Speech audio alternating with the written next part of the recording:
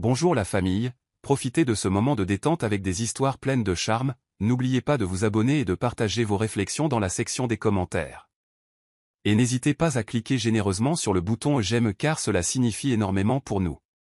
Veuillez vous installer confortablement, vous détendre et profiter alors que nous plongeons dans l'histoire. Adrian Kingston se tenait à la fenêtre de sa suite pentouse, la ligne d'horizon scintillante de la ville s'étendant devant lui. Demain devait être le jour de son mariage, un événement grandiose dont la haute société parlait avec effervescence depuis des mois. Il allait épouser Isabella Deveraux, une femme au pédigré et à la beauté impeccable. Leur union était vantée dans toutes les grandes chroniques mondaines comme le mariage de la décennie. Pourtant, alors que la nuit drapait la ville comme un voile de secret, Adrian se sentait mal à l'aise. Il sentait la tension dans l'air, le subtil changement dans le comportement d'Isabella au cours de la dernière semaine. Elle était devenue distante et sur la défensive. Ses yeux brillaient d'une lueur indéchiffrable chaque fois qu'il essayait de discuter de l'avenir ou de la cérémonie. Malgré ses instincts lui criant que quelque chose n'allait pas, il les avait ignorés. Après tout, Isabella n'était pas une fiancée ordinaire. C'était une Deveraux, une éminente personnalité mondaine qui semblait s'épanouir sous les feux de la rampe. Cependant, lorsqu'Adrian reçut un appel téléphonique urgent de son assistant de direction, toutes les illusions de paix volèrent en éclats. « Monsieur, il y a un problème dans votre suite privée au 23e étage, » dit son assistant, les mots se bousculant dans une panique feutrée. Le cœur d'Adrian battait la chamade, et son esprit s'emballait avec des possibilités désagréables. Y avait-il une faille de sécurité? Un journaliste à scandale? Ou quelque chose de plus sinistre? Sans hésiter, Adrian prit l'ascenseur privé jusqu'au 23e étage, son estomac se nouant à chaque seconde qui passait. Dès que la porte s'ouvrit, il entendit le murmure distinct de voix feutrées, et l'une d'elles appartenait à Isabella. Son pouls battait dans ses oreilles. Lentement, silencieusement, il se dirigea vers les doubles portes de sa suite. Les portes étaient entr'ouvertes. À travers l'interstice, Adrian vit Isabella enlacée passionnément avec Charles Haywood, un rival en affaires rusé qu'Adrian avait battu plus d'une fois dans des transactions immobilières à haut risque. Le choc qui frappa Adrian fut aussi froid et tranchant que du verre brisé. Pendant un instant, il resta figé, incapable d'accepter ce qui se trouvait sous ses yeux. Mais alors Isabella gémit doucement le nom de Charles, envoyant une vague de rage et de trahison à travers les veines d'Adrian. Il poussa violemment les portes, les yeux brûlants de fureur. « Qu'est-ce qui se passe ici, bordel » tonna-t-il, sa voix résonnant contre les murs de la suite. Isabella et Charles sursautèrent, leur visage blême. Les cheveux d'Isabella étaient en désordre, et la chemise de Charles était à moitié ouverte. Il fixait Adrian avec une terreur coupable. « Adrian, ce n'est pas ce que tu crois, » tenta Isabella, ses mots trébuchants, mais la preuve était là, dans sa propre chambre. Le lit qu'il prévoyait de partager après le mariage demain était déjà en désordre, les oreillers par terre. « C'est exactement ce que ça a l'air d'être, » gronda Adrian, s'avançant comme s'il allait plaquer Charles au sol. En vérité, il voulait le mettre en pièces. Mais plus que tout, il voulait comprendre pourquoi. « Vous êtes tous les deux dégoûtants. » cracha-t-il, la voix étranglée par la douleur. « Je te faisais confiance. » Charles ricana, lissant ses cheveux ébouriffés. « Ne sois pas si mélodramatique, Adrian. Isabella n'a jamais vraiment été à toi. » À cet instant, Isabella baissa les yeux, comme si elle ressentait une once de honte. « Adrian, s'il te plaît. » Mais Adrian n'attendit pas d'entendre ses excuses. La trahison était trop absolue. C'était la femme qu'il avait promis d'aimer, une femme avec qui il avait bâti de grands projets, une femme qui lui avait dit chaque jour qu'elle l'aimait aussi. Et ce soir, moins de 24 heures avant leur mariage, elle était là avec un autre homme. Il tourna les talons, refusant de les laisser voir les larmes qui menaçaient de monter à ses yeux. Il sortit de la suite en claquant la porte si fort que tout le couloir vibra. Il ne s'arrêta que lorsqu'il atteignit l'ascenseur privé. Ce n'est qu'alors qu'il laissa un instant de dévastation brute se peindre sur son visage. Le mariage était annulé. Mais plus que cela, Adrian Kingston avait l'impression que toute sa vie venait de voler en éclats sous ses pieds. Le lendemain matin, les médias s'en donnèrent à cœur joie. Les gros titres de tous les journaux et sites de potins en ligne hurlaient « Mariage Kingston-Deveraux annulé ». Les paparazzis campaient devant le siège social d'Adrian, désespérés d'apercevoir l'homme d'affaires milliardaire. En moins de 12 heures, l'histoire explosa. Les rumeurs variaient, Certains disaient qu'Adrian avait trompé, d'autres qu'Isabella avait des secrets scandaleux. Mais la vérité, connue seulement de quelques privilégiés, était terriblement simple. Adrian se tenait devant les grandes baies vitrées des tours Kingston, le siège de son empire hôtelier. La ville sous lui bruissait de curiosité à propos de son scandale personnel. Du coin de l'œil, il vit son meilleur ami, Nathan Sinclair, s'approcher. « Ça va, mon pote ?» demanda doucement Nathan, son ton habituellement enjoué remplacé par de l'inquiétude. C'était un homme grand et dégingandé au cœur sincère, quelqu'un qui avait toujours veillé sur Adrian depuis leurs années d'université. Adrian ne put esquisser qu'un rire sans joie. « Est-ce que j'ai l'air d'aller bien ?» Nathan soupira. « Tu as une mine affreuse. La rumeur dit qu'Isabella déforme l'histoire pour te faire passer pour le méchant. Elle dit à la presse qu'elle a annulé parce que tu n'étais pas prêt à t'engager. » Typique, marmonna Adrian. Je suppose que ça lui est égal de traîner mon nom dans la boue. Elle a toujours été douée pour jouer la victime. Il s'affaissa dans son fauteuil de bureau en cuir, l'épuisement irradiant de lui par vagues. Il n'avait pas dormi du tout depuis la découverte de la trahison. Nathan posa une main rassurante sur l'épaule d'Adrian. Tu peux gérer ça. La vérité finira par éclater.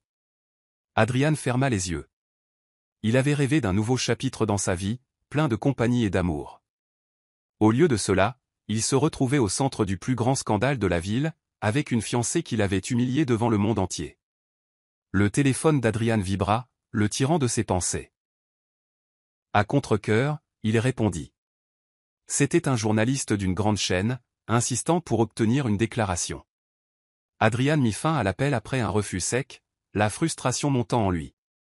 Les appels étaient incessants, journalistes, associés, connaissances offrant leur pitié ou cherchant des détails. Son regard se porta sur le bouquet de roses blanches posé au coin de son bureau, une relique de temps plus heureux.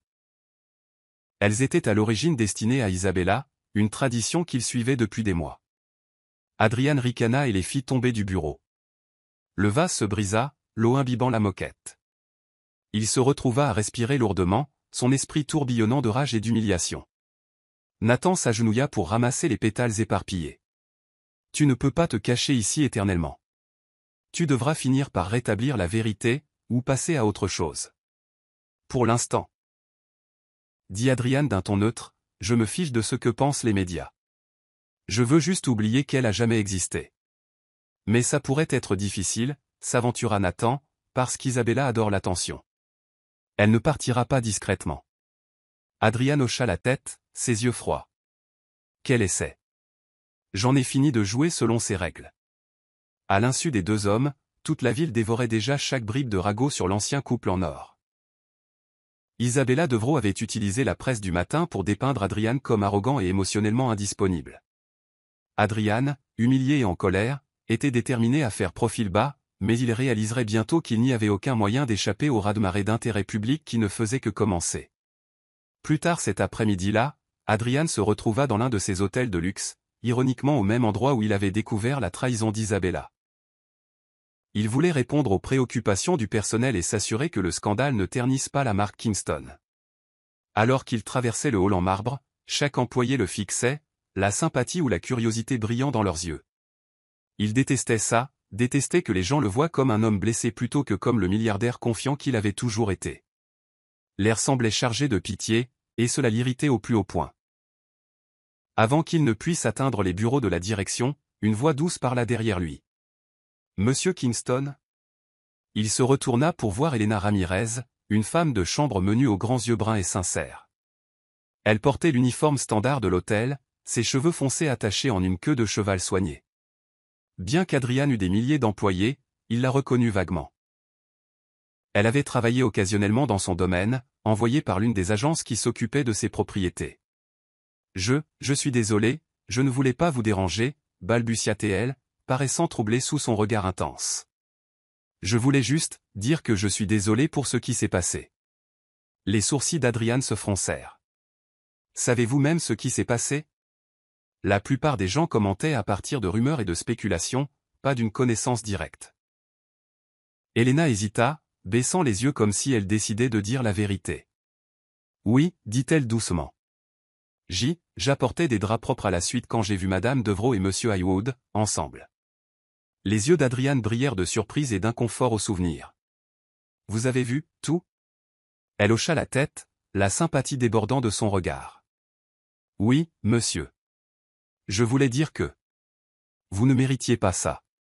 Quelque chose dans la voix d'Helena surprit Adrian. Il n'y avait ni condescendance, ni pitié. C'était une déclaration simple et honnête de quelqu'un qui n'avait aucune raison de mentir ou d'embellir. Merci, réussit à dire Adrian, ravalant la boule qu'il avait dans la gorge. Peu de gens connaissent la véritable histoire. Helena marqua une pause, comme si elle débattait de ce qu'elle devait révéler. Puis, semblant rassembler son courage, elle continua. J'ai vu Madame Devrault dans le domaine et la façon dont elle traite les gens. Elle ne s'est jamais vraiment souciée de vous, Monsieur Kingston. Elle se souciait de ce que vous êtes et de ce que votre statut pouvait lui apporter. Adrian laissa échapper un rire amer. Et j'étais trop aveugle pour le voir. Il se frotta les tempes, le poids de tout cela l'accablant. Vous n'êtes pas le seul, offrit Helena avec une sympathie discrète. Les gens comme elles sont doués pour porter des masques. Elle recula, comme si elle réalisait soudain qu'elle parlait au propriétaire milliardaire de la chaîne hôtelière. Je suis désolé si j'ai parlé à tort et à travers. Il fit un geste dédaigneux de la main. Non, ne vous excusez pas. C'est rafraîchissant d'entendre de l'honnêteté pour une fois. Pendant un instant, ils se regardèrent simplement. Quelque chose dans sa présence calme apaisa la tempête dans son cœur. Il esquissa un léger sourire. Merci, Helena. Elle lui rendit un petit signe de tête polie. De rien, Monsieur Kingston. Et sur ce, elle s'éloigna rapidement, le laissant avec le curieux sentiment qu'il n'était pas aussi seul qu'il l'avait cru. Ce soir-là, Adrian se retrouva au bar d'un autre de ses hôtels 5 étoiles, faisant tourner un verre de whisky à la main. La musique de fond était douce, l'éclairage tamisé. Il n'avait pas mangé de la journée, l'adrénaline du scandale l'avait fait tenir, mais maintenant elle le rattrapait. Il regarda Nathan s'asseoir à côté de lui et commander un verre. « Tu dois te ménager », avertit Nathan, en regardant le verre presque vide d'Adrian. « Qu'est-ce qu'un whisky de plus » dit Adrian en haussant les épaules. « Ma fiancée m'a trompé, je ne peux pas me montrer en public sans être traité de marié planté là.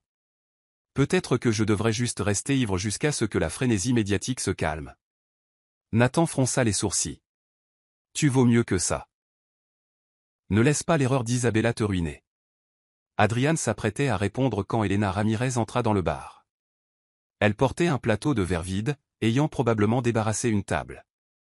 Ses yeux rencontrèrent ceux d'Adrian pendant une brève seconde. Elle offrit un sourire poli avant de se reconcentrer sur son travail. « Attendez » dit soudain Adrian en lui faisant signe. Elle s'approcha avec prudence. « Vous n'êtes pas en congé maintenant ?» Elle jeta un coup d'œil à l'horloge murale. « Oui, dans environ 5 minutes. » Nathan regarda entre eux, confus. Adrian, en revanche, semblait possédé par une idée soudaine. Il se pencha plus près d'Helena. « Vous avez dit plutôt que je ne méritais pas la trahison d'Isabella. » Ses joues s'empourprèrent. « C'est vrai. »« Croyez-vous en l'amour » demanda-t-il brusquement, ignorant l'expression alarmée de Nathan.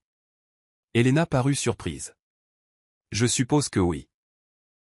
Mais cela dépend de ce que vous définissez comme l'amour, la gentillesse, le respect, la confiance. » « La confiance » répéta Adrian en ricanant. « Et l'argent ? Où est-ce que ça entre en jeu ?» Elle fronça les sourcils à la mention de l'argent. « L'argent n'est qu'un outil. Il ne peut pas acheter le bonheur, bien qu'il facilite la vie. L'amour peut venir de n'importe où, de l'homme le plus riche à la femme la plus pauvre, s'il est sincère. » Nathan posa une main sur le bras d'Adrian. « Mec, ne fais rien de stupide. » Mais Adrian était déjà en train de s'égarer dans ses pensées, l'alcool et le chagrin alimentant une inclination téméraire. « Helena, si je vous demandais de m'épouser maintenant, pour un mariage de convenance, purement commercial, le feriez-vous » Sa voix était dangereusement calme. Nathan faillit s'étouffer avec son verre.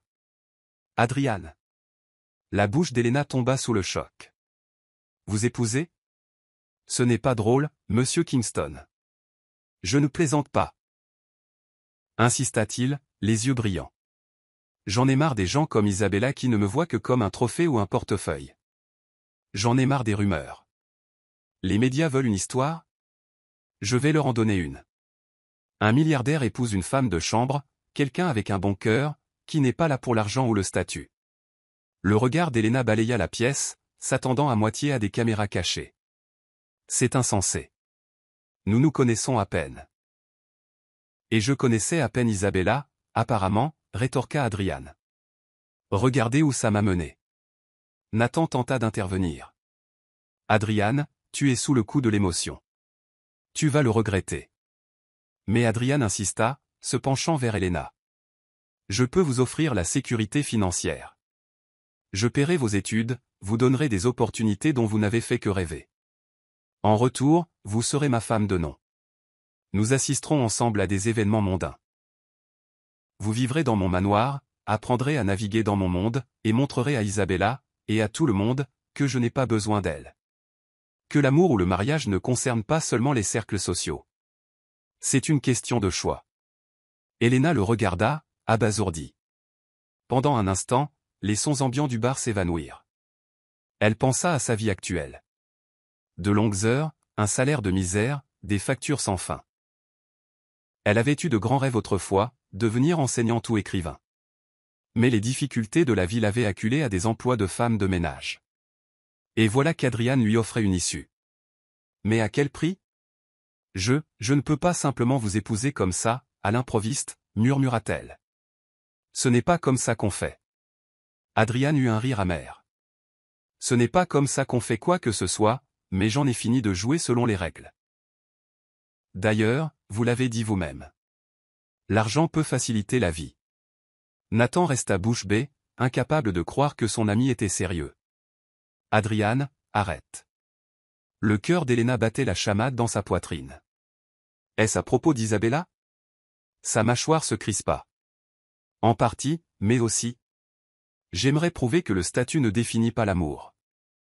Ou qu'il ne devrait pas, elle ressentit un tourbillon d'émotions. La peur, la curiosité, peut-être même une étrange sorte de frisson. Mais surtout, elle s'inquiétait de ce que cela signifierait pour sa dignité, son avenir, sa famille. Elle avait une grand-mère malade et des frères et sœurs qu'elle soutenait dans son pays natal. L'offre d'Adrian Kingston était absurde. Pourtant. Il se pencha en arrière, lisant le conflit dans ses yeux. Je ne vous forcerai pas. Pensée déchirée, Elena hocha la tête stupidement, son monde soudainement bouleversé. Avant qu'elle ne puisse dire autre chose, Adrian se leva, jeta une liasse de billets sur le bar et s'éloigna, laissant Elena et Nathan dans un silence stupéfait.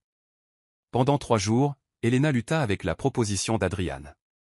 Elle vivait dans un petit studio, exigu et mal éclairé. Les murs écaillés et le robinet qui fuyait lui rappelaient quotidiennement ses difficultés financières. Ses frères et sœurs appelaient souvent, demandant de l'argent pour des manuels scolaires ou des courses. Les factures médicales de sa grand-mère planaient au-dessus d'elle comme un sombre nuage. Pendant ce temps, les médias étaient implacables au sujet du scandale d'Adrian et Isabella. Elena regardait les nouvelles, éprouvant de la sympathie pour Adrian même si elle désapprouvait son plan téméraire. Pourtant, l'idée la rongeait. Et si elle disait oui? Elle pourrait assurer l'avenir de sa famille. Avec le soutien d'Adrian, elle pourrait enfin terminer ses études, peut-être même poursuivre une carrière au-delà du nettoyage des chambres. Mais l'arrangement semblait moralement ambigu. Elle n'était pas du genre à abandonner facilement ses rêves, mais était-ce la seule voie à suivre? Le 4e jour, Elena fut convoquée au bureau d'Adrian. Elle arriva nerveusement, vêtue de son simple uniforme et serrant son sac à main usé. En entrant dans l'élégant hall de réception, elle se sentit terriblement déplacée parmi les cadres tirés à 4 épingles en costume sur mesure. L'assistante d'Adrian l'escorta dans le spacieux bureau du milliardaire. Des baies vitrées donnaient sur la ville animée en contrebas. Adrian lui tournait le dos, parlant au téléphone. Quand il se retourna enfin, son regard était sobre, sa voix calme. « Oui, préparez les documents, dit-il au téléphone avant de raccrocher. Elena s'éclaircit la gorge. « Vous vouliez me voir, monsieur Kingston ?» Il lui fit signe de s'asseoir. Elle obéit, les mains se tordant sur ses genoux. « Avez-vous réfléchi à ma proposition ?» demanda-t-il, les yeux impénétrables.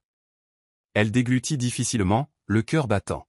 « Oui, mais j'ai encore du mal à croire que vous êtes sérieux. » Il s'appuya contre son bureau, croisant les bras. Je ne vais pas prétendre que c'est normal. Ça ne l'est pas. Mais... Et ici? Elle força un petit sourire. Je voulais venir te chercher, peut-être parler sur le chemin du retour. Il soupira, penchant la tête en arrière contre le siège. Je suppose que c'est attentionné. Ils roulèrent en silence pendant quelques minutes jusqu'à ce que Claire insiste doucement. Penses-tu qu'on pourrait trouver un peu de temps cette semaine pour chercher un nouvel endroit? Quelque chose de mieux pour les enfants? Édouard tapota ses doigts sur la portière. Je t'ai dit que les finances sont serrées. Ne prenons pas de décision hâtive. Mais Édouard? Claire, laisse tomber, cria-t-il, son éclat de voix résonnant dans la voiture. Elle tressaillit, les larmes lui montant aux yeux. Ils ne se parlèrent plus du reste du trajet. Dès qu'ils arrivèrent, Édouard attrapa sa veste et repartit, disant quelque chose à propos d'une rencontre avec un client. Claire le regarda partir, le cœur battant d'un mélange de peur et de frustration. La double vie d'Édouard s'effondrait. Mensonge et demi-vérité l'accablaient. La nuit, il dormait mal, rêvant de créanciers, de Lydia le quittant en claquant la porte, ou de Claire découvrant toute la supercherie. Chaque jour qui passait, il perdait davantage le contrôle. Il passait des appels désespérés à la banque, essayait de jongler avec l'argent et promettait à Lydia monts et merveilles juste pour l'empêcher de partir. Mais le point de bascule était proche. Le destin, ou peut-être le karma, préparait déjà le terrain pour une chute spectaculaire, celle qui exposerait le secret d'Édouard à Claire, à Lydia et à tous ceux qui l'avaient regardé prétendre être un homme aux moyens illimités. Claire avait atteint sa limite. La tension dans l'appartement lui pesait chaque jour. Édouard passait de plus en plus de nuits dehors, donnant des excuses vagues ou ignorant complètement ses SMS. Elle essayait de gérer les questions des enfants et de maintenir un environnement calme à la maison, mais le fardeau était écrasant. Un après-midi, Claire décida de faire un peu de rangement pendant qu'Édouard était sorti. Elle avait besoin d'une distraction pour ses soucis. Elle commença par la chambre, pliant les chemises d'Édouard et rangeant son tiroir à chaussettes. C'est alors qu'elle remarqua un dossier caché sous des vêtements. Il avait l'air important, un de ces dossiers officiels avec un sceau d'entreprise estampillé sur le devant. Au début, elle hésita à l'ouvrir. Elle n'aimait pas l'idée de fouiner, mais la curiosité et le désespoir la poussèrent à le faire. À l'intérieur, elle trouva des documents qui firent battre son cœur à toute allure, un contrat pour un pantouse de luxe au nom de Lydia Sterling. Les pages détaillaient des matériaux coûteux, des équipements haut de gamme et un coût total qui donna le vertige à Claire. Elle s'affaissa sur le lit, les mains tremblantes. Il construit un appartement de luxe pour une autre femme, murmura-t-elle, les larmes lui montant aux yeux. Le choc la traversa. Ce n'était pas juste une aventure ou une trahison mineure. C'était un projet grandiose et élaboré financé par les finances de leur famille, ou du moins des finances qu'Édouard aurait dû utiliser pour les soutenir. Claire ressentit de la rage, du chagrin et un déchirement à la fois. Ses pires soupçons s'étaient confirmés de la manière la plus flagrante. Le dossier contenait même un échéancier de paiement, des listes de marques haut de gamme et des références à des rencontres avec un architecte d'intérieur. Elle déglutit difficilement, parcourant les pages jusqu'à ce qu'elle repère l'accord d'achat final. Lydia Sterling était répertoriée comme l'occupante principale. Une vague de nausées submergea Claire. Elle pensa à Émilie et Aaron, forcés de grandir dans cet appartement exigu aux équipements défectueux pendant qu'Édouard construisait un palais pour une autre femme. Ses mains tremblaient si violemment qu'elle dut poser le dossier. Pendant un instant, elle resta assise là, abasourdie. Puis, une froide résolution se forma dans son esprit. Elle essuya ses larmes, remit les documents dans le dossier et le glissa soigneusement dans un espace caché sous le lit. Elle savait qu'Édouard pourrait finir par les chercher, mais elle prévoyait de les déplacer dans un endroit plus sûr bientôt. Claire arpentait l'appartement, l'esprit en ébullition. Elle pensa appeler Édouard immédiatement pour le confronter, mais réalisa qu'il mentirait ou essaierait de déformer la vérité. Elle envisagea de faire ses valises avec les enfants et de partir le jour même, mais elle n'avait presque pas d'économie. Et puis la colère refit surface. Elle n'allait pas le laisser continuer sa vie fastueuse pendant qu'elle s'enfuyait sans le sou. Non, elle avait besoin d'un plan. Elle voulait d'abord assurer l'avenir de ses enfants. Elle attrapa son téléphone et composa le numéro de sa mère, qui vivait à 2 états de distance. « Maman ?» chuchota Claire, luttant pour garder une voix stable, « J'ai besoin d'aide. C'est Édouard. Il a été infidèle. Pire que ça, il a utilisé de l'argent pour autre chose. Elle marqua une pause, ravalant la boule qu'elle avait dans la gorge. J'aurais peut-être besoin d'un endroit où rester pendant un certain temps. Je ne suis pas encore sûr. La voix de sa mère crépita d'inquiétude. Bien sûr, ma chérie. Toi et les enfants êtes les bienvenus ici n'importe quand. J'avais le sentiment que quelque chose n'allait pas. Dis-moi ce dont tu as besoin. Claire sentit une vague de soulagement. Merci. J'ai juste besoin d'un peu de temps pour déterminer les prochaines étapes. Je t'appellerai bientôt. Elle termina l'appel, des larmes de gratitude se mêlant à son chagrin. Au moins, elle avait une bouée de sauvetage. Au cours des jours suivants, Claire resta extérieurement calme en présence d'Édouard. Elle feignit de ne rien soupçonner, mais en privé, elle rassembla toutes les preuves qu'elle put, relevés bancaires, reçus suspects, SMS qu'il avait oublié d'effacer. Elle compila une pile soignée de preuves, chaque papier alimentant sa détermination. Elle réussit même à chercher discrètement en ligne des informations sur Lydia Sterling. Elle trouva des photos d'un magnifique jeune mannequin, souriant avec confiance lors d'événements sur le tapis rouge. Voir les photos glamour de Lydia la piqua, mais cela renforça aussi la résolution de Claire. Il pense qu'il peut nous jongler toutes les deux, marmonna-t-elle amèrement. Il n'a aucune idée à qui il a affaire. Quand elle ne put plus supporter ses secrets seule, Claire se confia à sa voisine, Madame Harris. Cela se passa un après-midi doux alors qu'elles étaient toutes les deux assises à l'extérieur de l'immeuble, regardant le coucher de soleil. « Claire, ma chère, tu as l'air pâle. » dit Madame Harris. « Es-tu sûre que tout va bien ?» Claire prit une profonde inspiration. « Non, Madame Harris.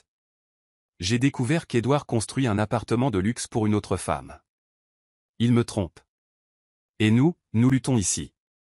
J'ai peur, et je ne sais pas comment aller de l'avant. » Les yeux de Madame Harris s'écarquillèrent.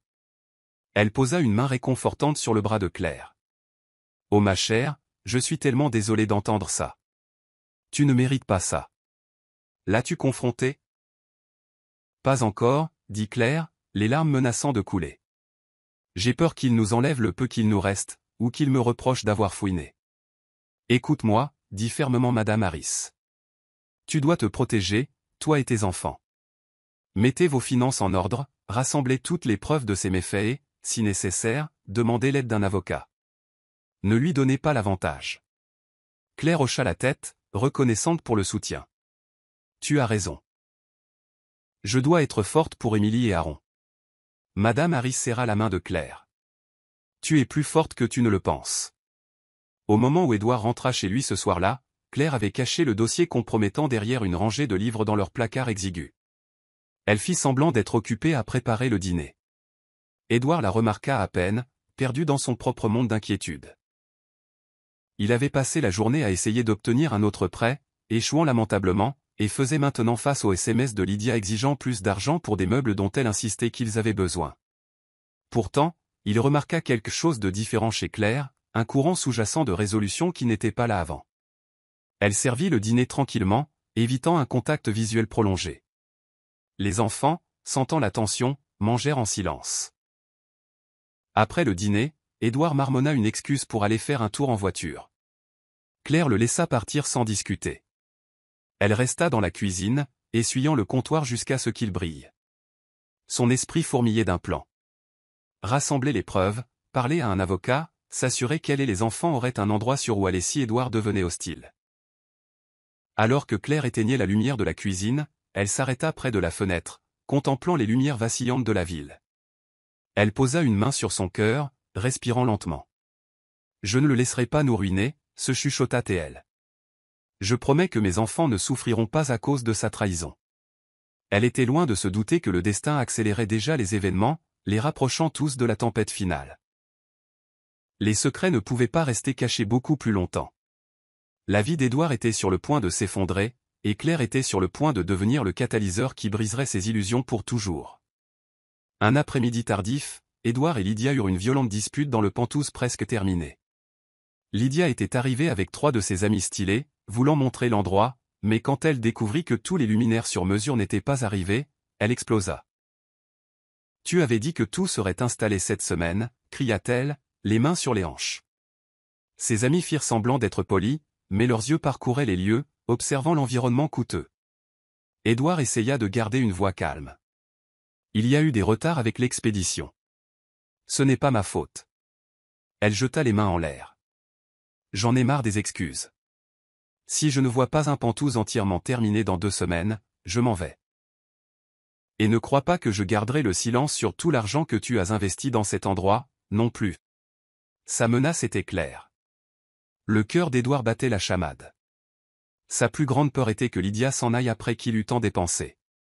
Mais il ne pouvait pas accélérer magiquement les livraisons. Il avait besoin de plus de temps, et de plus d'argent.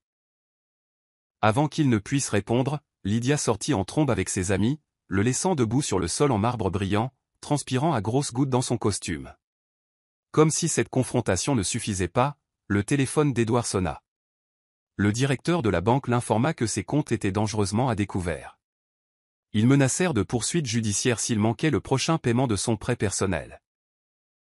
Il claqua son téléphone sur l'îlot de cuisine, laissant échapper un grognement frustré. Monsieur Tchong, qui supervisait les finitions dans une autre pièce, entra prudemment. Monsieur Thornley, tout va bien, demanda l'architecte. Édouard força un sourire crispé. Juste quelques affaires personnelles. Dans combien de temps pourrons-nous avoir le reste des équipements? Monsieur Tchong parut compatissant. Je ferai ce que je peux, mais cela coûtera plus cher pour accélérer la livraison. Édouard ferma les yeux, se pinçant l'arête du nez. Faites-le, dit-il à voix basse, bien qu'il n'eût aucune idée d'où viendrait l'argent. Plus tard dans la journée, Claire trouva une lettre glissée sous la porte. C'était du propriétaire, un avis d'expulsion à moins qu'il ne paie le loyer augmenté plus une pénalité pour frais de retard. Apparemment, Édouard avait négligé de payer le loyer des 2 derniers mois, ce que Claire n'avait pas réalisé. Elle sentit son estomac se nouer. 2 mois, murmura-t-elle, les yeux parcourant la vie. Nous avons 2 mois de retard? Les enfants étaient dans le salon, regardant un dessin animé sur le vieux téléviseur. Claire s'approcha, éteignit la télévision et s'agenouilla à côté d'eux. Écoutez attentivement, dit-elle doucement. Nous devrons peut-être rester chez grand-mère pendant un petit moment, d'accord? Les yeux d'Erin s'écarquillèrent. Quoi? Qu'est-ce qui se passe? Émilie avait l'air effrayée. C'est parce qu'on n'a pas assez d'argent? Claire les serra fort. Tout ira bien. Je vous le promets. J'ai juste besoin que vous prépariez un petit sac avec certaines de vos choses préférées. Nous partirons bientôt. Ils hochèrent tous les deux la tête, sentant le sérieux dans sa voix. Pendant qu'ils allaient dans leur chambre, Claire attrapa son téléphone. Elle appela Édouard à plusieurs reprises, mais il ne répondit pas. Finalement, elle lui envoya un SMS. Nous avons reçu un avis d'expulsion. Rentre à la maison maintenant. Édouard rentra tard, sa cravate desserrée et les yeux injectés de sang. Claire attendait dans le salon, les bras croisés. Les enfants dormaient déjà, leur petite valise faite et posée près de la porte. C'est quoi cette histoire d'avis d'expulsion? Claqua Édouard dès qu'il entra. Claire lui jeta l'avis. Explique pourquoi nous n'avons pas payé le loyer depuis 2 mois. Il jeta un coup d'œil à l'avis et ricana, mais Claire vit la panique vaciller dans ses yeux. J'ai été occupé, marmonna-t-il. Certains paiements ont été retardés. Retardés, répéta-t-elle, la voix tremblante de colère. Pendant que tu construisais un luxueux pantouse pour Lydia. Sa tête se redressa brusquement. Quoi? Ne me mens pas, cracha Claire en s'approchant. J'ai trouvé le contrat. Le pantouse est au nom de Lydia Sterling. Comment as-tu pu me faire ça? À nos enfants? Édouard blêmit, à court de mots. Pendant un instant, la tension dans la pièce parut suffocante. La voix de Claire s'éleva. On nous expulse parce que tu as tout dépensé pour ta maîtresse. Nos enfants n'ont pas d'espace pour respirer ni de lit convenable pour dormir, pendant que tu finances des sols en marbre pour elles. Édouard essaya de se défendre. Ce n'est pas ce que tu crois. Elle le coupa. Je sais exactement ce que c'est. Tu m'as menti, tu as négligé les enfants, et maintenant nous sommes au bord de la rue à cause de ton égoïsme. Il déglutit difficilement. Claire, laisse-moi t'expliquer. Elle jeta la pile de relevés bancaires qu'elle avait rassemblés sur le canapé. Explique ça. Avis d'expulsion. Compte à découvert. Achat de marque de luxe. Vol vers des complexes hôteliers de luxe. Tu me prends pour une idiote? Il passa une main dans ses cheveux. Je n'ai jamais voulu que ça aille aussi loin. Mais Lydia a menacé de partir si je ne suivais pas, et la banque? Les yeux de Claire se remplirent de larmes. Alors tu nous as juste mis de côté? As-tu seulement pensé à Émilie et Erin? Édouard fit un pas chancelant vers elle, les bras tendus. J'ai tout gâché, Claire. Je sais. Mais j'aime toujours ma famille. Elle secoua la tête avec véhémence. Non. Tu n'as pas le droit de dire ça après ce que tu as fait. Elle prit une profonde inspiration, luttant pour contrôler sa colère. Les enfants et moi partons ce soir. Je ne les soumettrai plus à cette folie. Le visage d'Édouard pâlit. Où irez-vous? Ça ne te regarde pas, siffla-t-elle. Nous serons en sécurité. C'est tout ce que tu as besoin de savoir. Il lui attrapa le bras, la voix tremblante. Claire. Attends. Je peux arranger ça. J'annulerai l'affaire du Penthouse. Elle retira vivement son bras. Tu aurais dû y penser il y a des mois. Sur ce, elle se dirigea vers la chambre des enfants, les réveillant doucement, les pressant d'enfiler leurs vestes. Ils se dirigèrent vers la porte, valise à la main. Édouard les suivit, les yeux remplis de désespoir. Claire, s'il te plaît, je t'en supplie. N'emmène pas les enfants. Elle se tourna vers lui, les larmes aux yeux. Tu nous as quittés bien avant ce moment. Ils sortirent dans le couloir, laissant Édouard seul dans l'appartement exigu qui semblait plus froid que jamais. Le bruit de la porte se refermant résonna comme un verdict final. Édouard resta là longtemps, fixant l'espace vide où sa famille venait d'être. Un tourbillon de regrets, de panique et de chagrin l'envahit. En une nuit fatidique, tout ce qu'il avait autrefois chéri lui avait échappé. Il trébucha jusqu'au canapé et s'assit lourdement, enfouissant son visage dans ses mains. Le léger bourdonnement du réfrigérateur était le seul bruit. Son téléphone vibra une fois. Le nom de Lydia clignota sur l'écran. Il décrocha, la voix creuse. Quoi? Demanda-t-il. Son ton était glacial. J'ai entendu dire que tu avais des problèmes d'argent. Si cet appartement n'est pas bientôt terminé, j'en ai fini. Édouard raccrocha, ne sachant que dire. Lydia s'éloignait aussi. Il ne lui restait que la ruine. Financière, émotionnelle et personnelle. Et bien qu'il ne s'en rendît pas encore compte, le pire était encore à venir. La voiture de Claire cahotait sur l'autoroute tard cette nuit-là, Émilie et Aaron somnolents sur la banquette arrière, leurs valises nichées à côté d'eux. Elle les regardait sans cesse dans le rétroviseur, le cœur serré par ce qu'ils traversaient.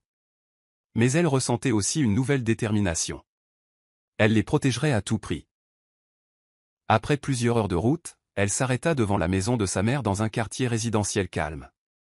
La lumière du porche était allumée, et sa mère, Linda, se tenait à la porte en robe de chambre, les bras croisés contre le froid. Elles aidèrent les enfants endormis à entrer.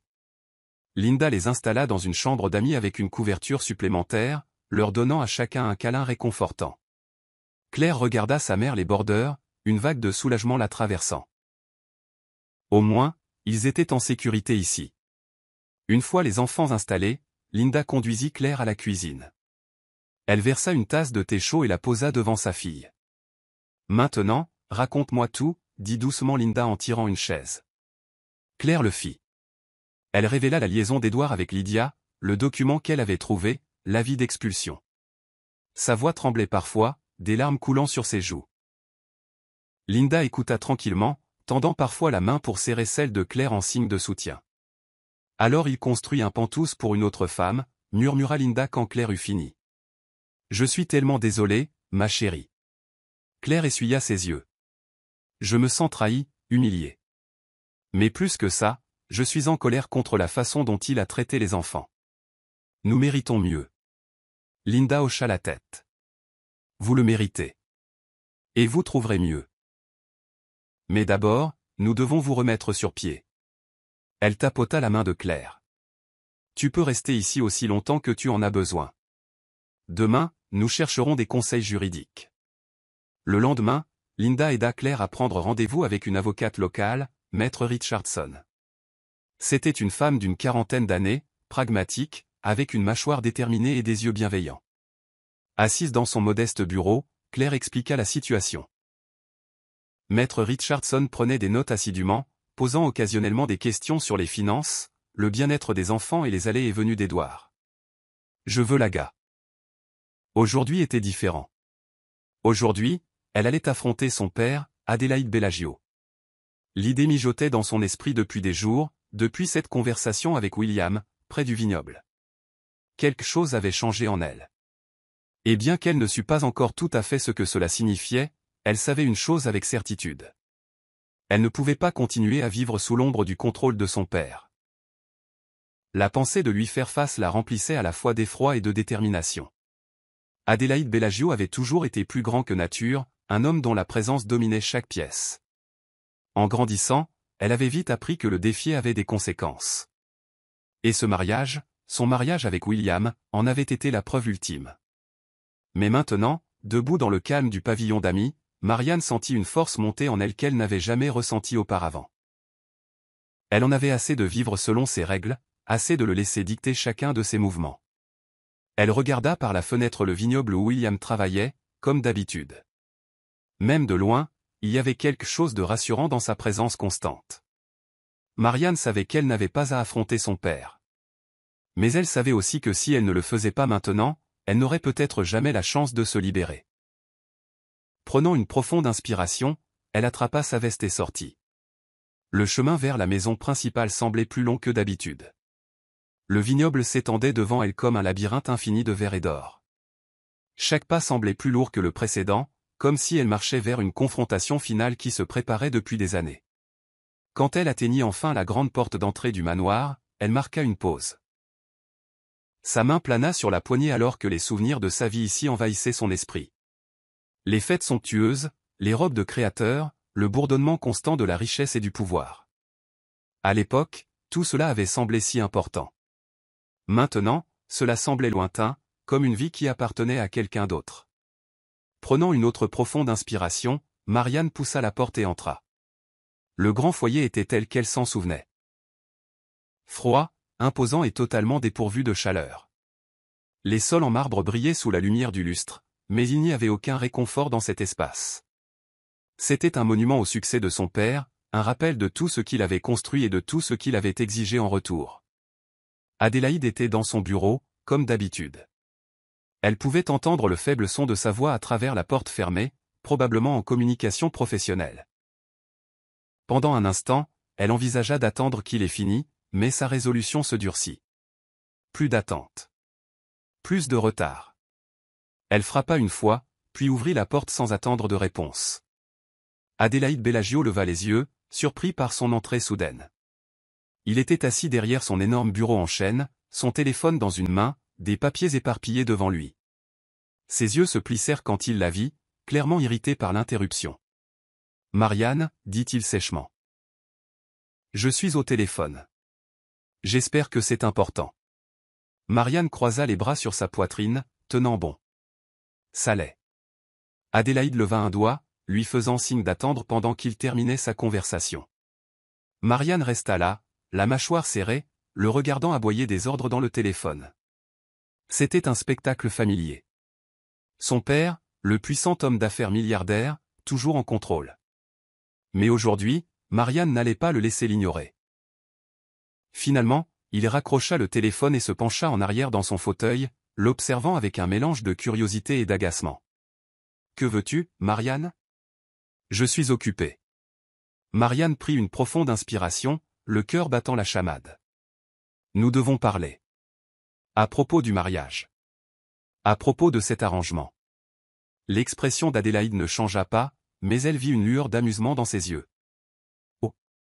Ma fille revient-elle enfin à la raison ? Prête à supplier pour une annulation ? » Marianne secoua la tête, la voix ferme. « Non, ce n'est pas pour ça que je suis ici. » Il haussa un sourcil. « Alors quoi ? » Elle s'approcha, sa confiance grandissant. « Tu m'as forcé à ce mariage parce que tu pensais que ça m'apprendrait une leçon, mais ça n'a pas marché. » L'expression d'Adélaïde s'assombrit, mais il resta silencieux, la laissant continuer. « Tu pensais qu'épouser William serait une sorte de punition. » dit Marianne, sa voix devenant plus ferme. Mais ce n'est pas le cas. J'ai appris plus sur moi-même ces dernières semaines que je ne l'ai jamais fait en vivant sous ta coupe. Et j'en ai fini de te laisser me contrôler. Adélaïde se leva lentement de son fauteuil, sa silhouette imposante projetant une ombre sur elle. Vraiment? Et qu'est-ce que tu comptes faire exactement, Marianne?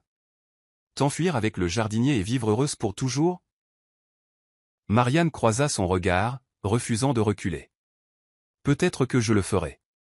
Et si je le fais, ce sera parce que c'est mon choix, pas le tien. La mâchoire d'Adélaïde se serra, ses yeux brillants de colère. Tu es ridicule.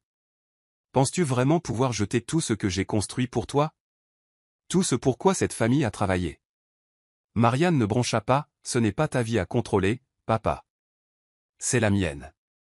La tension dans la pièce s'épaissit, aucun d'eux ne voulant céder. Marianne pouvait voir la lutte dans les yeux de son père, le conflit entre son désir de la contrôler et la prise de conscience qu'il perdait son emprise. Tu as toujours été têtu, dit finalement Adélaïde, la voix basse. Mais n'oublie pas à qui tu as affaire. J'ai fait de cette famille ce qu'elle est. Je t'ai tout donné. Tu m'as tout donné, convint Marianne, sa voix calme mais ferme, sauf la liberté de vivre ma propre vie. Un long silence s'installa entre eux, le poids des mots de Marianne pesant lourdement dans la pièce. Pour la première fois, elle vit quelque chose changer dans l'expression de son père. Ce n'était pas la colère ou la déception habituelle qu'elle avait l'habitude de voir. Cette fois, c'était quelque chose de plus profond, quelque chose de plus proche du regret. Mais Adélaïde Bellagio n'était pas le genre d'homme à admettre facilement sa défaite. Il redressa les épaules, sa voix redevenant froide et calculatrice. Tu veux ta liberté, Marianne? Très bien, mais ne viens pas pleurer vers moi quand tu réaliseras que la vie d'or n'est pas aussi facile que tu le penses, dit Adélaïde, son ton sec. Marianne acquiesça, le cœur toujours battant, mais son esprit était plus clair qu'il ne l'avait été depuis des années. Je ne le ferai pas, dit-elle simplement, la voix ferme. Sans un mot de plus, elle se tourna et sortit du bureau, laissant son père derrière elle. Alors que la porte se refermait derrière elle, Marianne sentit une vague inattendue de soulagement la submerger. La confrontation avait été intense, mais c'était fini. Elle avait dit ce qui devait être dit. Pour la première fois de sa vie, elle avait l'impression d'être vraiment maîtresse de ses propres décisions. En retournant au pavillon d'amis, Marianne ressentit un étrange mélange d'émotions. Colère, soulagement et un curieux sentiment de liberté auquel elle ne s'attendait pas. Elle avait enfin tenu tête à son père, Adélaïde Bellagio, le milliardaire qui avait dicté chaque aspect de sa vie. Et bien que la conversation ait été tendue, elle ressemblait aussi à un tournant. Elle n'était pas tout à fait sûre de son prochain mouvement, mais une chose était certaine, elle ne retournerait plus à la vie de luxe et de contrôle qu'il avait bâtie pour elle. Au moment où elle retourna au pavillon d'amis, le soleil se couchait, projetant une chaude lumière dorée sur le vignoble. William était dehors, agenouillé près d'un des parterres de fleurs, les mains couvertes de terre alors qu'il travaillait avec une concentration tranquille. Marianne resta là un moment, l'observant. Il y avait quelque chose de calmant dans la scène, quelque chose qui la faisait se sentir en paix. Cela faisait des semaines depuis leur mariage forcé, et bien que les choses aient été difficiles au début, quelque chose avait changé entre eux. La patience tranquille de William l'avait surprise, et avec le temps, elle avait appris à apprécier la simple gentillesse qu'il offrait. Il ne la bousculait jamais, ne demandait jamais rien en retour. Et maintenant, après la confrontation avec son père, elle se sentait plus que jamais attirée par sa présence constante. William leva les yeux alors qu'elle s'approchait, s'essuyant les mains sur son jean. « Tu es de retour, dit-il doucement. Comment ça s'est passé? » Marianne s'assit sur le petit banc de pierre près du jardin, laissant échapper un long soupir. C'était intense, admit-elle en regardant les rangées de vignes. Mais je lui ai enfin dit ce que j'avais besoin de dire. William acquiesça, se levant et marchant pour s'asseoir à côté d'elle. Bien, il était temps, dit-il doucement. Marianne sourit faiblement, le regardant. Tu crois? Oui, répondit-il, son ton ferme mais gentil. Tu portais ça depuis longtemps. C'est bien que tu l'aies enfin sorti. Elle se pencha en arrière, regardant le ciel qui passait de l'orange au rose, puis au violet. Je ne sais juste pas ce qui vient ensuite, avoua-t-elle. J'ai l'impression de flotter entre deux mondes, la vie que j'avais avant et celle-ci. Je ne sais plus où est ma place. William resta silencieux un moment avant de parler. Peut-être que tu n'as pas à choisir maintenant. Peut-être que tu peux juste être. Marianne le regarda, surprise par la simplicité de sa réponse. Juste être, répéta-t-elle, comme pour tester les mots. Il haussa les épaules, un petit sourire se dessinant au coin de ses lèvres. Ouais, la vie ne doit pas toujours consister à prendre de grandes décisions ou à tout avoir compris. Parfois, c'est bien de juste vivre, de voir où la vie te mène. Marianne réfléchit à cela un moment. Elle avait toujours vécu avec un sentiment d'urgence, un besoin d'être en contrôle et de savoir exactement ce qui allait arriver. Mais peut-être que William avait raison. Peut-être qu'elle n'avait pas besoin d'avoir toutes les réponses maintenant. Je n'ai pas l'habitude de ça, admit-elle, sa voix plus douce maintenant. J'ai toujours eu un plan. Même quand je me rebellais contre mon père, je poursuivais toujours quelque chose. William se pencha en arrière sur le banc à côté d'elle, son bras effleurant légèrement le sien. Je comprends ça, dit-il doucement. Mais les plans peuvent changer. Les gens changent. Marianne le regarda, son cœur sautant un battement à la façon dont ces mots faisaient écho à quelque chose de plus profond en elle. Au cours des dernières semaines, elle avait commencé à voir William sous un nouveau jour. Il n'était pas seulement le jardinier que son père l'avait forcé à épouser. Il était gentil, patient et constant, tout ce dont elle n'avait pas réalisé qu'elle avait besoin. « Et toi » demanda-t-elle, retournant la conversation vers lui. « As-tu un plan » William gloussa, secouant la tête. « Je ne pense pas avoir jamais eu beaucoup de plans, » admit-il avec un sourire. « J'aime garder les choses simples. Je prends la vie comme elle vient. » Marianne sourit, sentant un étrange flottement dans sa poitrine. « Ça a l'air bien. » Il la regarda, son expression s'adoucissant. « Ça peut l'être, dit-il doucement. » L'air entrechangea, et pendant un moment, ce fut comme si le monde autour d'eux s'était tu. Marianne n'avait pas prévu de ressentir quoi que ce soit pour William. Mais la voilà, assise à côté de lui, le cœur battant la chamade à la façon dont il la regardait. « William » commença-t-elle, la voix hésitante. « À propos de ce mariage. » Il haussa un sourcil, attendant qu'elle continue. « Je sais que nous n'avons pas eu le choix, dit-elle lentement. Et je sais que les choses n'ont pas été idéales, mais je pense que je commence à voir les choses différemment. » William ne dit rien, mais la façon dont il la regardait lui donnait l'impression qu'il savait déjà ce qu'elle essayait de dire. Marianne prit une profonde inspiration, son pouce accélérant. « Peut-être que cela ne doit pas être une punition, dit-elle doucement. Peut-être que nous pouvons en faire quelque chose de plus. » Les yeux de William s'adoucirent, et pendant un moment, le seul son fut le doux bruissement du vignoble dans la brise du soir. Puis, lentement, il tendit la main et prit la sienne, son contact chaud et constant. « C'est ce que tu veux » demanda-t-il doucement. Marianne acquiesça, le cœur battant dans sa poitrine. « Oui, je pense que oui. » Le sourire de William était petit mais sincère, et il serra doucement sa main. « Alors nous trouverons une solution, ensemble. » La simplicité de ces mots emplit Marianne d'un sentiment de paix qu'elle n'avait pas ressenti depuis longtemps. Il y avait encore tant d'inconnus, tant de choses qu'elle n'avait pas comprises. Mais pour la première fois, cela ne l'effrayait pas. Elle n'était plus seule dans cette épreuve.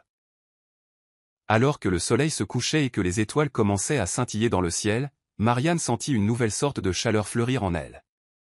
Une chaleur qui n'avait rien à voir avec la richesse ou le statut qu'elle avait autrefois recherché. C'était différent. C'était réel. Et pour la première fois, elle avait l'impression d'être exactement là où elle devait être. Les jours suivant la conversation de Marianne avec William furent remplis d'un nouveau sentiment de clarté, bien que non sans une incertitude persistante.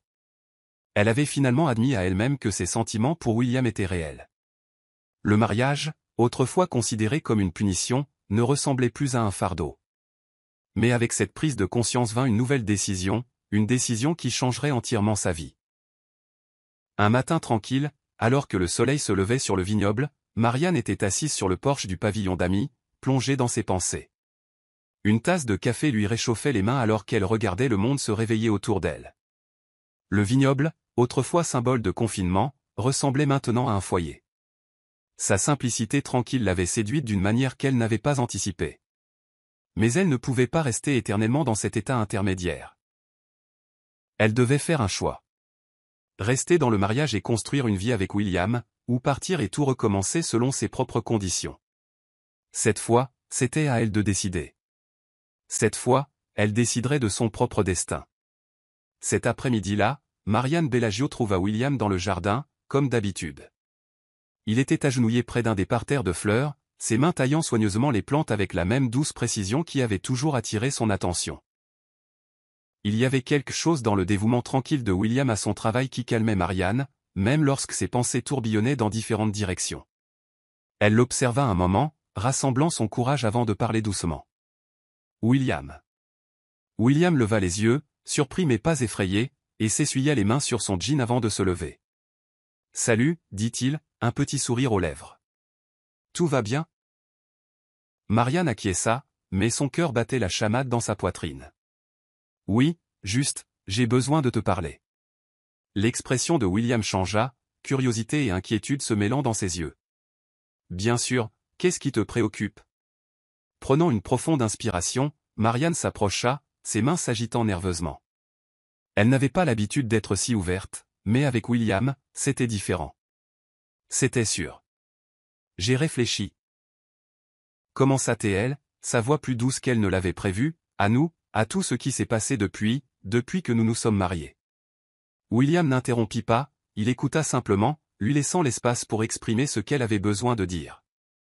Je sais que nous n'avons pas eu le choix dans cette affaire, continua Marianne, sa voix tremblant légèrement alors qu'elle avouait la vérité qu'elle avait gardée en elle. Je sais que mon père, Adélaïde Bellagio, nous a tous les deux forcés dans cette situation. Au début, je détestais ça, je te détestais, je détestais cet endroit, je détestais tout. Les lèvres de William s'étirèrent en un léger sourire, mais il resta silencieux, attendant qu'elle finisse. Mais maintenant, Marianne hésita, ses doigts s'entrelaçant nerveusement. Maintenant, les choses sont différentes, je ne me sens plus piégé, je n'ai plus l'impression que c'est une sorte de punition. En fait, elle marqua une pause, son cœur s'emballant alors qu'elle regardait dans les yeux de William. Je pense que je pourrais être réellement heureuse ici. Ces mots semblèrent flotter dans l'air, leur poids s'installant entre eux comme un secret partagé. Le regard de William s'adoucit alors qu'il faisait un pas de plus, sa voix douce, mais sérieuse. Qu'est-ce que tu dis, Marianne? Marianne baissa les yeux un moment, rassemblant ses pensées. Elle n'avait jamais imaginé qu'elle dirait ces mots, mais maintenant qu'elle avait commencé, il n'y avait pas de retour en arrière possible. Je dis que je veux ça, dit-elle, sa voix devenant plus forte. Je veux être ici avec toi. Pas parce que mon père m'y a forcé, mais parce que c'est ce que je choisis. Pendant un bref instant, le visage de William fut impénétrable, comme s'il traitait tout ce qu'elle venait de révéler. Puis, lentement, un sourire se répandit sur son visage, un sourire réel, sincère, qui fit palpiter le cœur de Marianne. « Tu es sérieuse ?» demanda-t-il doucement, son ton rempli d'un espoir prudent. Marianne acquiesça, sentant une vague de paix la submerger. « Oui, je suis sérieuse. » William laissa échapper un profond soupir qu'il n'avait pas réalisé qu'il retenait, et sans un mot, il la serra fort dans ses bras. Ses bras l'enveloppèrent, la tenant près de lui. Marianne ferma les yeux, sentant la chaleur de son étreinte, le rythme régulier de son cœur. Pour la première fois depuis ce qui semblait une éternité, elle se sentit en sécurité, vraiment en sécurité. « Je n'aurais jamais pensé t'entendre dire ça », murmura William, la voix étranglée par l'émotion. Marianne rit doucement, se reculant juste assez pour le regarder. Moi non plus. Ils restèrent là, dans le calme du jardin, le monde autour d'eux s'estompant en arrière-plan. Pour la première fois, Marianne sentit que tout allait bien, qu'elle était exactement là où elle était censée être. Après un long moment, William se recula légèrement, sa main reposant toujours doucement sur ses épaules. « Alors, qu'est-ce que cela signifie ?» demanda-t-il, sa voix pleine de curiosité et d'excitation. Marianne sourit, sentant un frisson inattendu dans sa poitrine. « Ça veut dire que je veux que ce soit réel. Je veux renouveler nos vœux, selon nos propres termes cette fois. » William cligna des yeux de surprise. « Tu veux dire ?» « Oui, » dit Marianne, son sourire s'élargissant. « Je veux t'épouser pour de vrai. » Pendant une seconde, William resta sans voix, puis son visage s'illumina d'un large sourire. Il la serra à nouveau dans ses bras, cette fois la soulevant du sol et la faisant tournoyer. Marianne rit, se sentant plus légère qu'elle ne l'avait été depuis des années. Quand William la reposa, il la regarda avec une expression qu'elle n'avait jamais vue auparavant, une expression de pur joie. Je ne sais pas quoi dire, admit-il, la voix étranglée par l'émotion. Marianne sourit, le cœur gonflé de bonheur. Dis juste oui. William rit, secouant la tête avec incrédulité. Oui, absolument oui. Alors qu'ils se tenaient là, enlacés, le vignoble autour d'eux semblait témoigner de ce moment. C'était simple, et pourtant parfait. Et pour la première fois, Marianne n'eut pas l'impression de courir après quelque chose. Elle avait trouvé exactement ce dont elle avait besoin. Plus tard dans la soirée, alors que le soleil commençait à se coucher, ils marchèrent main dans la main vers le pavillon d'amis, parlant de l'avenir avec un sentiment d'excitation et de certitude qu'ils n'avaient pas ressenti auparavant. Tout était différent maintenant. C'était réel. Quand ils atteignirent la maison, Marianne s'arrêta sur le porche, se tournant pour regarder William avec un sourire qui venait du plus profond de son âme. « Demain, dit-elle doucement. Faisons-le demain. » William acquiesça, les yeux brillants de bonheur. Demain. La lumière dorée du soleil couchant les baignait de chaleur alors qu'ils se tenaient ensemble. Et pour la première fois, Marianne sut sans l'ombre d'un doute qu'elle avait fait le bon choix. Le jour suivant, la décision de Marianne ressembla à un nouveau départ. Mais tout le monde n'accueillit pas la nouvelle à bras ouverts. Adélaïde Bellagio, le père de Marianne, avait toujours cru qu'il était aux commandes. En tant que puissant milliardaire, il avait façonné le monde autour de lui, y compris la vie de sa fille. Il avait pris des décisions qui, dans son esprit, étaient pour son bien. Mais les événements des dernières semaines avaient ébranlé cette croyance, et maintenant, pour la première fois, il faisait face à la dure réalité qu'il avait peut-être complètement perdu le contrôle. Adélaïde était assise dans son luxueux bureau, entourée des symboles de son succès. Le bureau en bois poli, le lustre étincelant, l'odeur du cuir riche. C'était un espace qui rayonnait de pouvoir, un endroit où il s'était toujours senti invincible. Mais aujourd'hui, il n'y avait aucun réconfort à trouver, seulement du malaise. Il avait évité de penser à Marianne depuis leur dernière confrontation, se convainquant qu'elle finirait par revenir, cherchant son pardon. Mais alors que les jours passaient et qu'il n'avait aucune nouvelle, le doute s'insinua dans son esprit. Maintenant, la nouvelle lui était parvenue que Marianne prévoyait de renouveler ses vœux avec William, l'homme même qui l'avait forcée à épouser, cette fois de son plein gré. Cette pensée l'exaspérait. Comment sa fille, son unique enfant, pouvait-elle choisir une vie si indigne d'elle? Comment pouvait-elle tourner le dos à tout ce qu'il avait construit pour elle? Alors que ces questions tourbillonnaient dans son esprit, la porte grinça. Son assistante, Maria, entra dans la pièce, le visage prudent. « Monsieur Bellagio, dit-elle avec hésitation, votre fille est ici pour vous voir. » Le cœur d'Adélaïde fit un bond, mais il masqua rapidement ses émotions. « Faites-la entrer, dit-il froidement, sa voix sèche et autoritaire. Quelques instants plus tard, Marianne entra dans le bureau, se tenant droite avec une assurance qu'Adélaïde n'avait jamais vue chez elle auparavant. Cela le troubla. « Marianne ?» l'accueillit-il, son ton sec. « De quoi s'agit-il » Marianne croisa son regard, imperturbable. « Je suis ici pour te dire que je renouvelle mes vœux avec William. » La mâchoire d'Adélaïde se serra, mais il se força à rester calme. « C'est ce que j'ai entendu dire, » dit-il, la voix glaciale. « Et qu'attends-tu exactement que je dise à cela? »« Je ne suis pas ici pour te demander ta permission, » répondit Marianne, la voix ferme. « Je suis ici pour te le dire parce que je pense que tu mérites de le savoir, mais c'est ma vie et je choisis comment la vivre. » La colère d'Adélaïde monta, mais il garda un ton mesuré. « Tu choisis de tout jeter? C'est ce que tu me dis. »« Je ne jette rien, » dit calmement Marianne. « Je choisis une vie qui me rend heureuse, une vie où je peux être moi-même. »« Et la vie que j'ai bâtie pour toi, » exigea Adélaïde, sa voix s'élevant. « La richesse, les opportunités, tout ce pour quoi j'ai travaillé. Vas-tu simplement t'en détourner? » Marianne ne broncha pas, « Tu as bâti cette vie pour toi, papa, pas pour moi.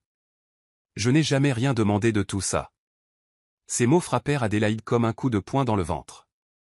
Il avait toujours cru que tout ce qu'il faisait était pour Marianne, que tout son succès, toute sa richesse avait été pour elle.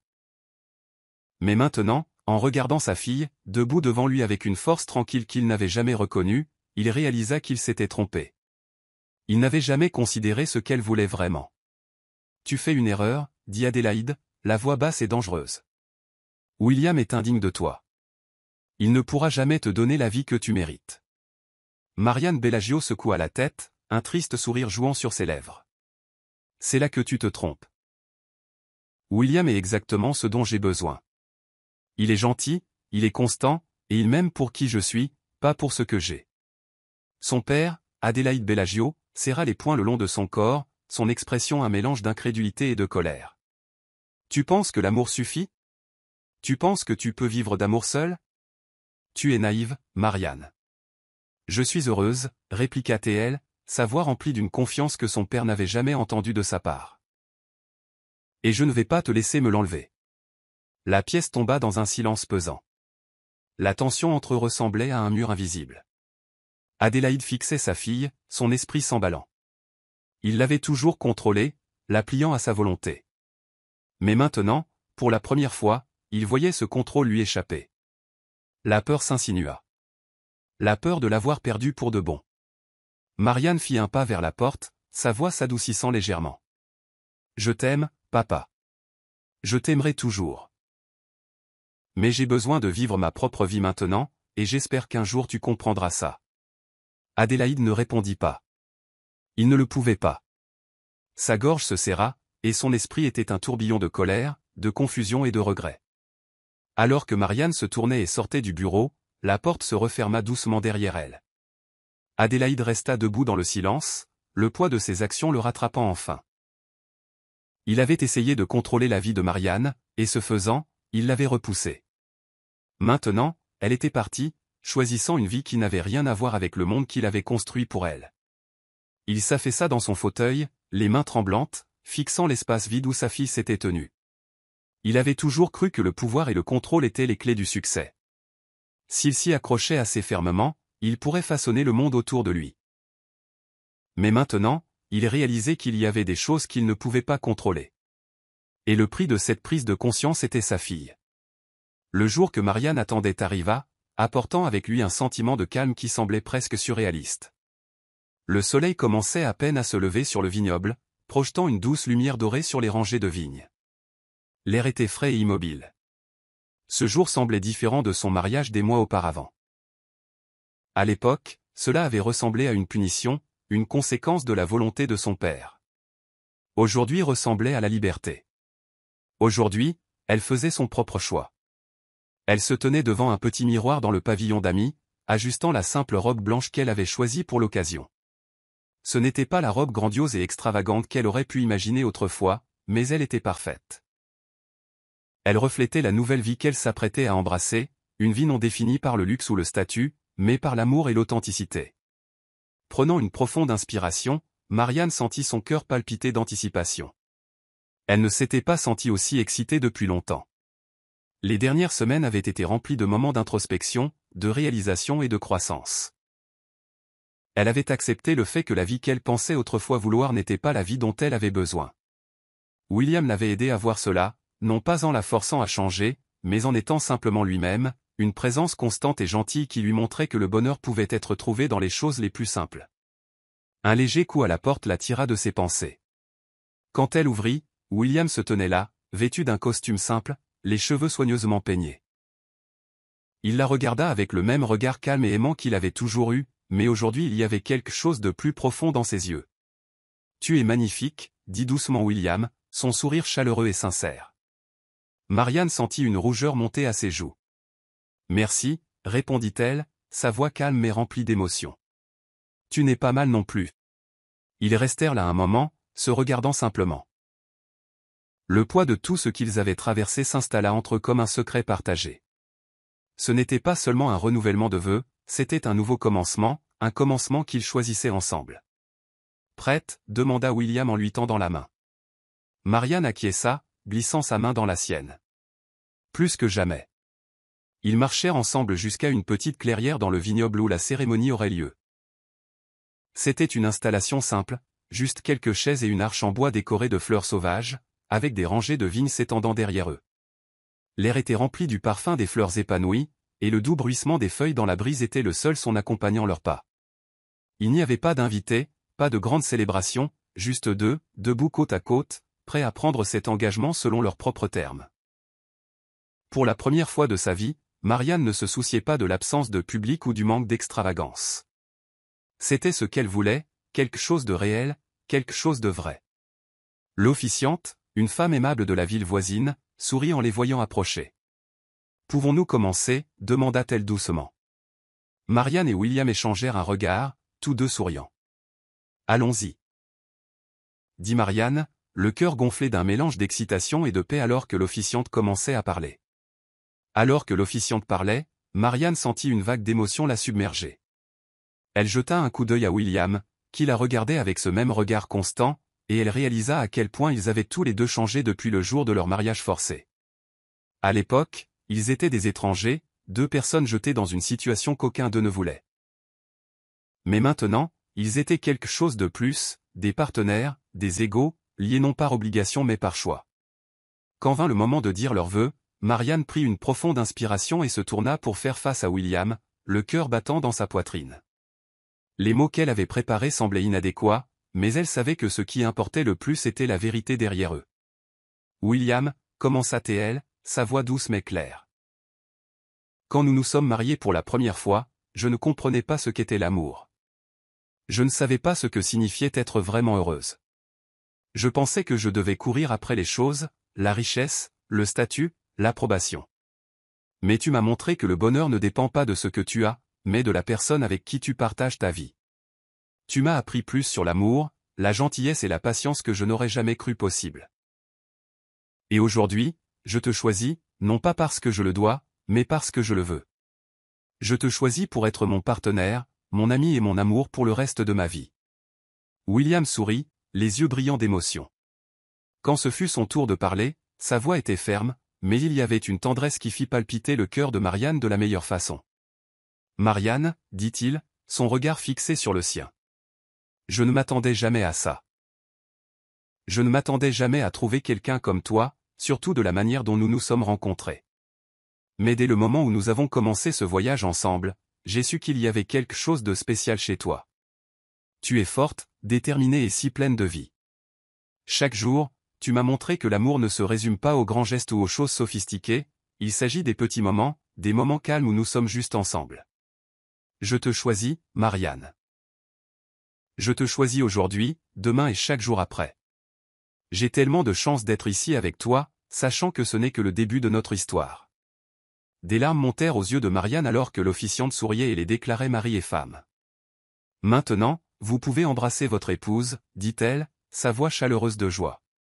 Sur ce, Marianne et William se penchèrent, scellant leurs vœux par un baiser qui marquait le début d'un nouveau chapitre. À cet instant, tout semblait juste. Plus de contrôle, plus d'attente, juste de l'amour, pur et simple. Et alors qu'ils se séparaient, tous deux savaient qu'ensemble, ils affronteraient tout ce qui viendrait ensuite, main dans la main. Une fois de plus, il n'y eut pas d'applaudissements, pas d'acclamation de la foule, mais cela n'avait pas d'importance. Ce moment était parfait, tel qu'il était. William se pencha et embrassa doucement Marianne, et elle sentit un sentiment de plénitude s'installer en elle. C'était sa vie maintenant, une vie qu'elle avait choisie, non pas pour son apparence aux yeux des autres, mais pour ce qu'elle ressentait. Alors qu'il retournait à travers le vignoble, main dans la main, la lumière dorée du soleil couchant projetait de longues ombres sur le sol. Marianne leva les yeux vers William, le cœur rempli d'amour et de gratitude. « Je n'aurais jamais pensé trouver ça, » dit-elle doucement, appuyant sa tête contre son épaule. William sourit, son bras s'enroulant autour de sa taille. « Moi non plus, » répondit-il, sa voix chaleureuse et sincère. Ils marchèrent en silence confortable pendant un moment, entourés par les sons paisibles du vignoble. Le doux bruissement des feuilles et le léger chant des grillons emplissaient l'air. Les mots n'étaient pas nécessaires. Ils savaient tous les deux ce que ce jour signifiait. C'était un nouveau commencement, un nouveau départ, et la promesse d'un avenir rempli d'amour, de joie et de la simple beauté de la vie ensemble. Alors que le soleil plongeait finalement sous l'horizon, Marianne regarda le vignoble, sentant la chaleur de la main de William dans la sienne. Elle sourit. Pour la première fois de sa vie, elle était exactement là où elle devait être. « Tu te souviens de la première fois que nous avons traversé ce vignoble ensemble ?» demanda Marianne, les yeux pétillants de souvenirs. William gloussa en acquiesçant. « Bien sûr, tu étais si nerveuse. Je pensais que tu allais t'enfuir à tout moment. » Marianne rit, se rappelant comment elle s'était sentie à l'époque. J'étais terrifié. Ton père venait d'annoncer notre mariage arrangé et je ne te connaissais pas du tout. Je me sentais tellement perdu. L'expression de William s'adoucit. Mais regarde-nous maintenant. Nous avons parcouru un tel chemin depuis ce jour. Je suis reconnaissant à chaque instant d'avoir appris à connaître la vraie toi. Tu es incroyable, Marianne. Le cœur de Marianne se gonfla d'affection. Et tu m'as aidé à me trouver, William. J'étais tellement prise par ce que mon père voulait pour moi. Je pensais que je devais vivre pour ses attentes, mais tu m'as montré comment suivre mon cœur. Ils s'arrêtèrent sous les branches arquées d'un arbre voisin, les derniers rayons du soleil filtrant à travers les feuilles. William se tourna vers elle, son regard sérieux mais rempli de chaleur. Je promets de toujours te soutenir, quoi qu'il arrive. Cette vie que nous construisons ensemble, c'est la nôtre, et je veux que tu te sentes toujours libre d'être toi-même. Je te promets la même chose, répondit Marianne, la voix sincère. Nous formons une équipe, plus d'influence dominatrice, juste de l'amour et de la confiance. Exactement, dit William, les yeux brillants. Ensemble, nous pouvons tout affronter. Alors que les étoiles commençaient à scintiller dans le ciel qui s'assombrissait, ils continuèrent leur promenade à travers le vignoble, partageant leurs rêves d'avenir. « Que vois-tu pour nous » demanda Marianne avec curiosité. William réfléchit un moment. « Je nous vois voyager à travers le monde, explorer des vignobles dans différents pays, déguster de nouveaux vins ensemble. Je veux tout vivre avec toi. » Marianne sourit. « J'adorerais ça, et je nous vois créer un foyer rempli de rire et d'amour. Peut-être pourrons-nous fonder une famille un jour. » Absolument, répondit William en lui serrant la main. Et quand nous le ferons, je veux apprendre à nos enfants la beauté de la vie. Tout comme nous l'avons appris. Marianne leva les yeux vers lui, sentant une vague de bonheur.